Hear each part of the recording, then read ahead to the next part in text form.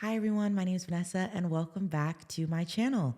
Here we give you the wisdom and strategy to turn vision into consistent execution at your organization. We do that by helping you to build healthy people, healthy leaders, healthy communication, and healthy systems. Now, I'm super excited about today's video because this is a topic that has come up over and over again in my conversations with leaders across different organizations. Today, we're going to talk about why skilled employees struggle in leadership roles. I'm going to repeat that because I'm just so excited. Why skilled employees struggle in leadership roles. Now, let me start off by painting the scene for you. We have a person, right? They're on your team. Maybe they're a volunteer, they're an employee, whatever type of organization you've got. And they're performing super well. They're killing it. They get their tasks done. They're a high performer. You can count on them. They're simply amazing. So promotion cycle comes around, or there's a leadership opening that opens up at the organization. You're like, this is my person. This is my girl. This is my guy. This is a person that I want to promote into this role. But then they get the leadership title and things look completely different than what you expected. You expected the high performing traits that they had as an individual contributor to translate into them as a leader, and they did not. This is one of the biggest threads or themes that we see happening in organizations across industries. When I have these conversations, they talk about the person with 30 years of experience, 50 years of experience, who is doing great things as an individual. But once they move them into leadership, they're not seeing the same skill sets carry over. And this is one of the biggest mistakes. This is one of the biggest mistakes that organizations make because they assume that everyone who is excellent at their job will automatically know how to lead people effectively. And that's usually not the case. And the issue with this is that this assumption can actually hurt a lot of people, right? It can hurt the person who has been promoted, right? Because they were once performing super well. Now they're not. Now their confidence is off, morale is off. But it also hurts the people who are being led by them because they're being led by someone who has not been intentionally developed to lead them. But more than that, it also hurts your organization because now you have people in leadership who are not equipped to carry out the vision the way that it needs to be carried out. What has happened, right, is we see that a person can be incredibly smart, they can be incredibly talented, they can be incredibly hardworking, but they step into leadership roles. And now some of the things that you may see going wrong is issues with communication, issues with accountability, issues with being able to navigate conflict. A big one that I hear, an issue with navigating hard conversations, decision-making, preparation, confidence, and just leading their team consistently in general. Now, I want to let you know this. It may not be because they're incapable, right? Leadership development, leadership skill set is something that can be innate in some people, but even those that have a natural skill for leadership still need intentional development in order to carry it out consistently the way that it needs to be carried out. And this is because leadership is a completely different skill set than individual performance. It shows up differently. It has a different requirement. It has a different demonstration, right? And so a lot of people were not intentionally developed for that transition. And that's because of the assumption that comes from organizations that they're going to be able to figure out. Imagine, right? A lot of us have been through this. You first started off caring about, a certain amount of task. This is what you're assigned to do. You're focused on your day, getting your things done. The big picture stuff, you have someone else taking care of that for you. Your job is to listen, is to do, is to operate. But now I have to listen, I have to do, I have to operate, but now I also am responsible for making sure that a plethora of other people are doing that as well. I'm also responsible for not just navigating my emotions and my feelings for the day, but I'm also responsible for navigating how other people are feeling and making sure that things are getting done. Now, I'm not just responsible for what I do, I'm responsible for what a lot of other people are doing as well. And that transition can break a lot of people if they were not developed to carry it.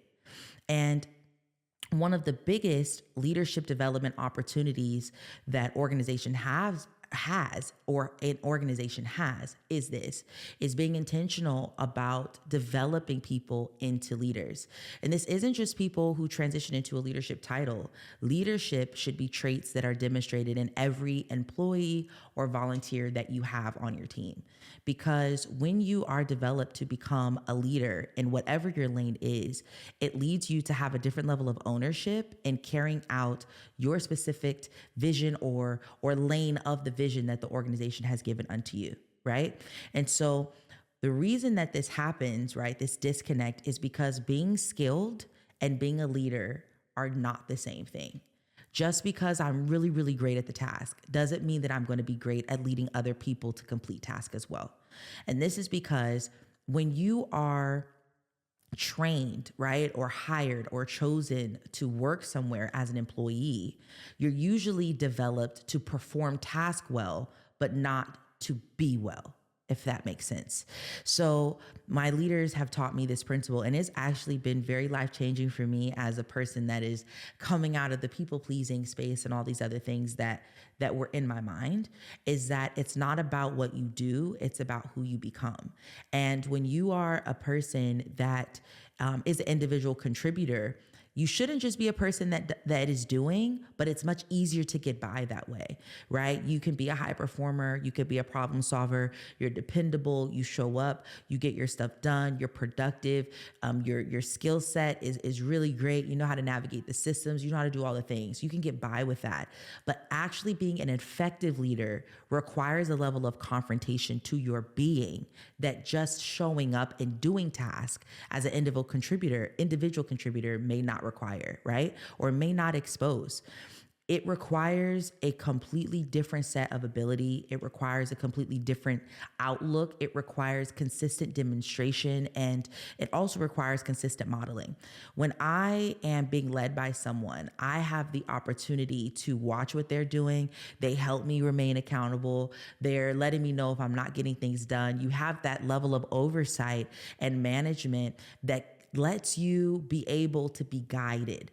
As where when you're a leader, there has to be something intrinsic in you to be able to follow the instructions, do what's necessary, demonstrate leadership so that other people can follow you.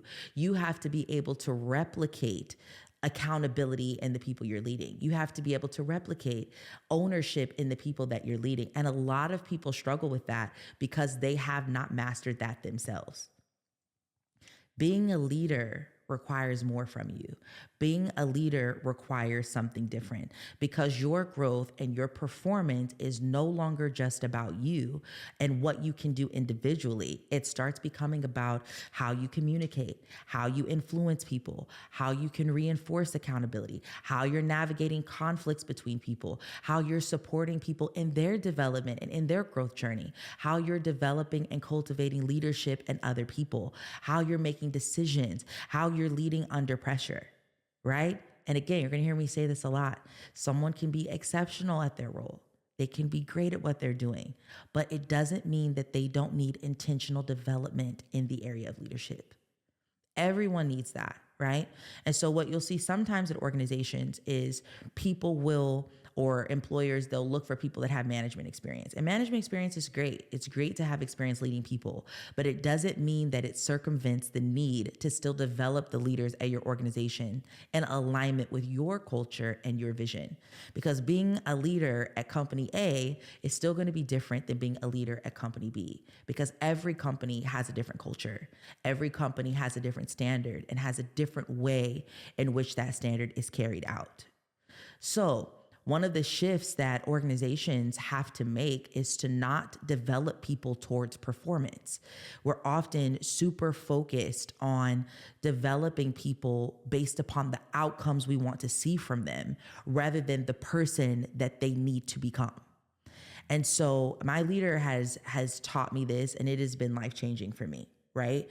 I think a lot of times what happens with organizations and leaders is people are not intentionally developed because of the amount of time and investment that they believe it requires.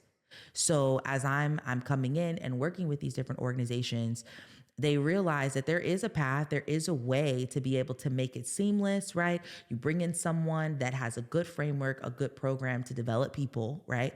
And it's worth that investment. But if you're just like, you know what, as long as our performance is happening, as long as we're making money, as long as we're doing all right, I don't really care about developing people. If that's your mentality, then it's a limiting one. And it's probably reflecting in the way people are showing up as leaders at your company. What I mean is the way that your leaders are operating or the way that your people are operating is a direct reflection of the leadership that you're embodying on a day-to-day. So if I am seeing that people are lacking accountability, there might be something in me that's lacking accountability. If I'm seeing that there's a challenge in my leaders that I have on my team being able to be prepared, my first thing needs to be to look at myself and say, in what areas am I lacking in preparation?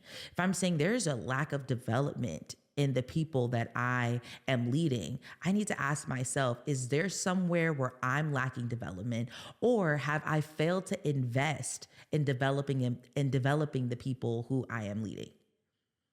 The environment that you have cultivated is going to be revealed in the way that people are in their day-to-day. The reflection of you as a leader is going to be in the way that your leaders are carrying out the vision that you've declared to them. The environment of your organization is a reflection of your leadership, and it always starts at the top, right? And so a lot of times as employers or organizations, churches, nonprofits, whatever your organization is, we're hyper focused on, as long as we have results, we're good. But the true health and success of your business is reflected in the health and success of the people that are operating there. The best way to truly scale your organization is to scale the development of your people. The better your people are, the better your business is going to be. The best ROI that you get is on investing and developing your people to become better. Because if they become better, not just do better, if they become better, then you're going to see the long-term impacts of that in your organization. Right? You're going to see people that now know how to lead teams. You're going to see people that know how to manage different personalities. They know how to carry out the vision. They know how to reinforce standards. They know how to identify threats to the vision and identify the risk to performance, right? And be able to adjust them and have the difficult conversations, have the confidence to carry things out so that you're not overwhelmed, so that you're no longer having that feeling of, what is the disconnect? Why am I always having to get involved and to step into things that I want them to handle? But you can't just have a desire for people to lead and take care of these things without giving them the tools and the resources and the strategy and the know-how to be able to carry it out. I always say, you can't hold people to expectations that are not communicated, but you also can't hold people to expectations that you have not developed people into. It's unfair. And it's a misguided and inflated expectation. I can't expect you to lead effectively if I have not taught you how to lead. I can't expect you to carry out vision well if I haven't taught you or demonstrated what this looks like. And this lack of development will show up when you have great employees who end up being overwhelmed leaders. You have people that perform super well. They were communicating well at first, but now they're not. And this is also because leadership is not just a responsibility. It's a state of being, right? I keep harping on this because this has truly been what has transformed me. I have grown so much as leader and I'm still growing, but it's a byproduct of the development of the time, of the conversations, the wisdom that I have received from my leaders and the demonstration and what they have modeled. Leadership is effective communication. Leadership is emotional intelligence. It's consistency. It's decision-making. It's being able to be accountable and to care about other people and the vision more than you do your own ambitions and feelings. But it's something that has to be cultivated. Is everybody meant to be a leader? No, that's another thing, right? A lot of times what you'll see is say, oh, okay, they're just not meant for leadership. And sometimes that is true, right? Because there are people who leadership is just not their thing. in entirety, right? There may not be a person that's supposed to have a leadership title and lead people, but there is an aspect of leadership that should be in every person, because you should be leading the lane that you've been given, right? So there's no way around this development conversation if you want to have an effective, healthy business that is operating in freedom, is operating in the ability to actually be successful at scale. Development is not an optional line item. It has to be something that you are investing in if you do want to capitalize on the success of your business, right? So you'll have people who believe that, you know what, maybe there's just something wrong with me. Okay. Maybe I'm not cut out for this leadership thing. This is difficult. I'm overwhelmed. I'm scared of hurting people's feelings. I'm all these things. These are the emotions and things that I've went through as I transition into leadership. But over time, what you realize is there may not be a lack of potential, but there may be a lack of intentional development. Not necessarily just from the organization's leaders, but also from the person. What I'm learning is one of the signs that someone is a candidate for leadership is, yes, sometimes that innate leadership ability, right? Because being a leader of people is what I believe is a calling, and there's certain people that have it and other people that may not. But even still, do you have the humility to admit that there are opportunities for you to become better? Are you willing to invest in becoming better for the sake of the vision and for the sake of other people? Are you willing to admit and take ownership of the areas in which you need to improve, right? You hear me say becoming better because it's not just about doing things better. It's about being a better person. And what I find is the individuals who grow in leadership also are just becoming better people. You're becoming more emotionally regulated. You're becoming more stable, right? Because it's necessary for people to be able to be led by you. You have to be better. You have to heal those areas. If you're traumatized, if you've experienced different things, these are things that you have to work through, and you have to have a willingness to do it and a humility to admit that you need it, right? So if you got a person on your team, they have some things that need to be worked out. It may not be time for them to be put into a position yet, but it is time for them to be intentionally developed so that they can become better. And we think these are things that people just need to figure out on their own.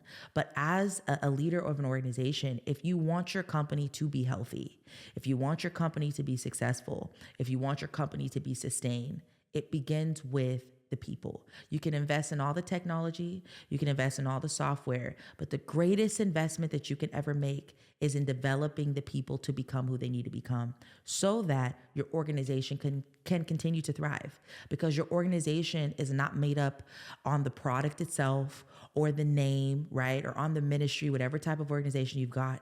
Your people are the organization. So the more you develop them, the more you're developing the business. Right? So in all of this, right, the common thread is, and one of the biggest lessons I want you to take away is, don't simply focus on building up the skill set. Focus on building the people. Every new level of responsibility that a person gets requires and eventually is going to demand growth internally. And that's the same for your organization too.